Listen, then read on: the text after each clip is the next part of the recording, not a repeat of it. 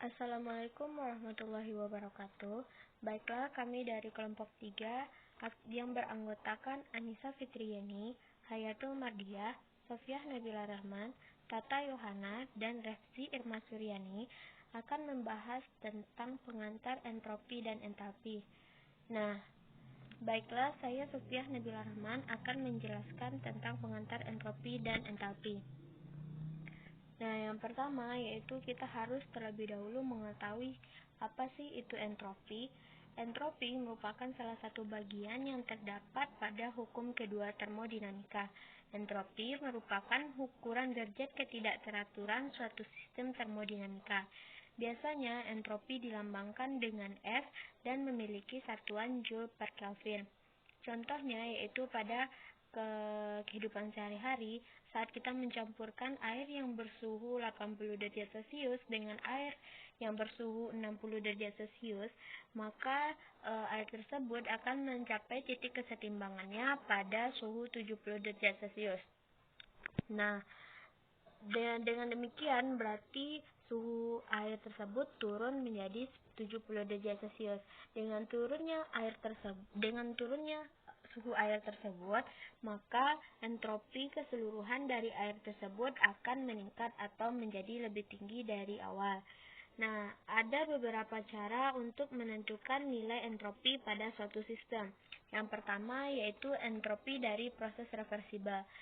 Kita tahu bahwa proses reversibel merupakan proses yang dapat terjadi secara bolak-balik, di mana entropi sama dengan konstanta Boltzmann dikali dengan ln W atau jumlah kemungkinan stage yang dapat dirumuskan dengan S sama dengan KB kali ln W, di mana konstanta Boltzmann bernilai 1,38065 dikali 10 pangkat min 23 Joule per Kelvin.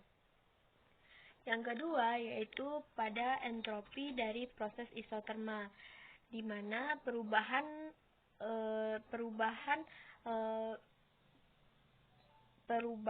entropi sama dengan perubahan kalor atau panas dibagi dengan suhu. Yang ketiga yaitu entropi dan energi dalam, di mana perubahan energi dalam dapat ditentukan nilainya dengan suhu dikalikan dengan perubahan entropi kurang tekanan dikali dengan perubahan volume, atau DU sama dengan T dikali DS dikurang P dikali dV. Selanjutnya yaitu entalpi. Entalpi merupakan jumlah energi dalam suatu sistem termodinamika ditambah dengan jumlah energi yang dilakukan untuk melakukan usaha atau yang biasa disebut dengan W. Entalpi biasanya dilambangkan dengan H. Nah, entalpi juga bisa dapat dirumuskan dengan jumlah total dari energi dalam dengan tekanan dan volume tertentu. Nah, dapat dirumuskan bahwa entalpi atau H sama dengan E ditambah W, di mana W sama dengan P dikali V atau tekanan dikali volume. Maka entalpi sama dengan energi ditambah tekanan dikali volume. Nah, selanjutnya pada suatu sistem termodinamika dapat terjadi perubahan entalpi atau yang biasa disebut dengan delta H. Nah, di mana delta H itu merupakan perubahan kalor yang terjadi selama proses penerimaan kalor maupun pelepasan kalor. Nah, delta H dapat dirumuskan dengan HP dikurang HR, di mana HP merupakan entalpi produk dan HR merupakan entalpi reaktan. Delta H dapat bernilai positif apabila suatu reaksi tersebut membutuhkan atau menyerap kalor dan disebut dengan proses endotermik.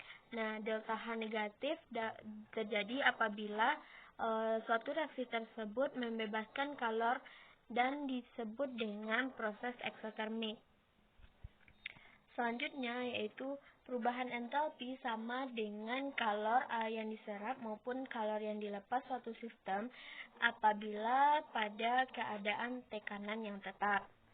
Nah, selanjutnya yaitu jenis-jenis perubahan entalpi. Yang pertama yaitu entalpi pembentukan standar atau delta H0F. F tersebut merupakan kesingkatan dari formation. Nah, delta H pembentukan standar atau delta H0F merupakan jumlah kalor yang diperlukan atau kalor yang dilepaskan untuk pembentukan 1 mol zat senyawa dari unsur yang stabil dalam keadaan standar atau STP. Yang kedua yaitu entalpi penguraian standar atau delta H0D.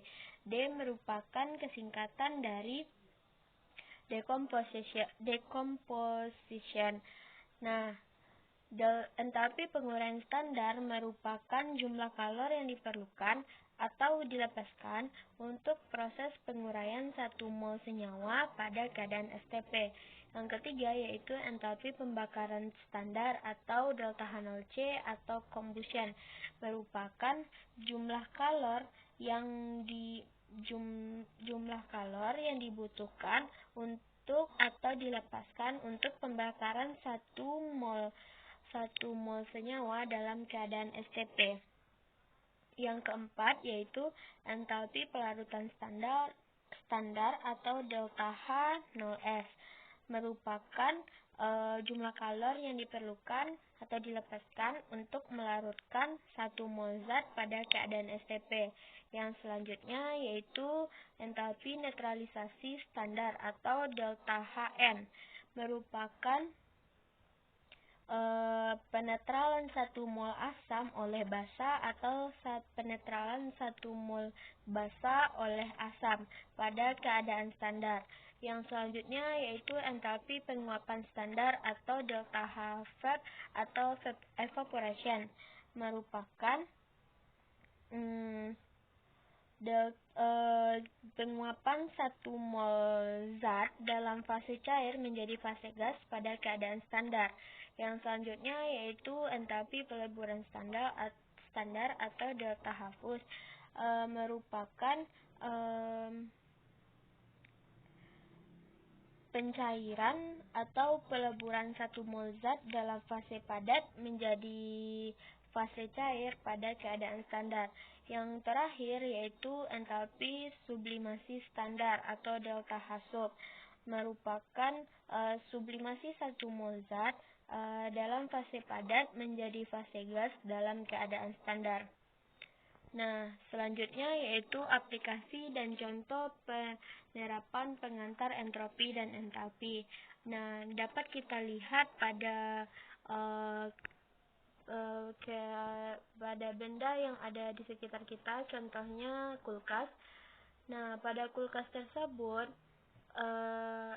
apabila suhu kulkas tersebut kita naikkan atau tinggi, maka nilai entropi atau ketidakteraturan di dalam kulkas tersebut atau sistem tersebut akan menjadi rendah. Jika sebaliknya, apabila suhu dari kulkas tersebut kita turunkan atau suhu menjadi rendah, maka nilai entropi atau ketidakteraturan sistem dari kulkas tersebut akan menjadi lebih tinggi. Nah, contoh untuk entalpi pada kulkas, apabila suatu komponen dari kulkas tersebut, baik itu kondensor, kompresor maupun evaporatornya rusak dan kita ingin mengganti, maka kita dapat memilih salah satu komponen tersebut dengan apa yang spesifikasi yang kita inginkan berdasarkan data-data entalpi yang kita punya. Nah, itulah contoh dari penerapan entropi dan entalpi yang mudah dalam kehidupan sehari-hari. Nah, selanjutnya di sini ada beberapa latihan soal. Dipersilahkan teman-teman untuk menjawab lalu mengirimkannya kepada kami kelompok 3 untuk lebih paham lagi tentang bagaimana itu entropi dan entalpi.